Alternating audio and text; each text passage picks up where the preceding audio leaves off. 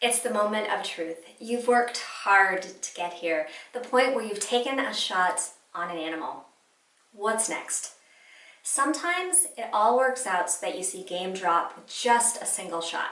Other times you have to make a follow-up, or you may see the animal move out of view in your scope.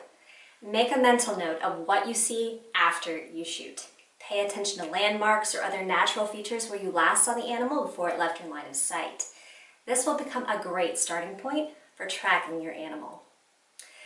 As you approach the site, be ready. If you're walking up on a downed animal, keep in mind it may not have expired. Approach cautiously with your firearm safeties engaged and your finger off the trigger, but also be ready to shoot too. Avoid getting too close to the hind legs of larger game animals in case they jump up or kick. For confirmation, watch for chest movements or the eyes blinking.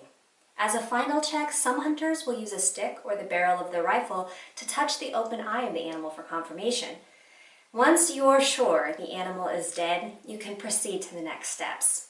If you've approached the site but don't see your quarry, you'll have to track your animal by locating and following a blood trail. You may only see a couple of drops here and there, or there may be substantial blood on leaves, grass, and brush. Start with an overview scan of the area. Look for not only blood, but prints on the ground as well. You may have to look even closer in finer detail on vegetation to spot signs of a successful shot. But you need to be very careful to look before you step as you walk around the area.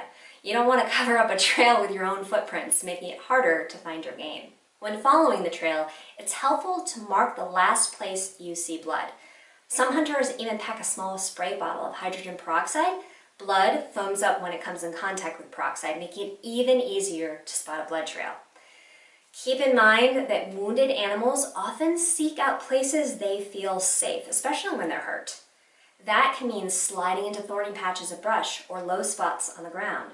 You'll want to make sure you explore the area fully, or else miss out on a chance of bringing home your animal.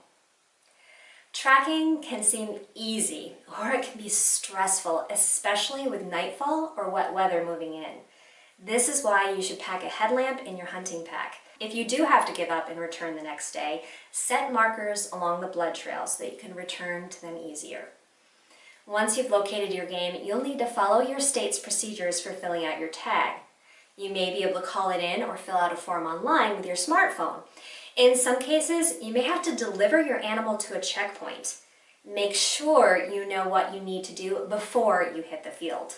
Once you complete all legal requirements, you're ready to prepare your animal for transport. Some hunters choose to field dress their game, while others opt to remove just the meat from the animal right there.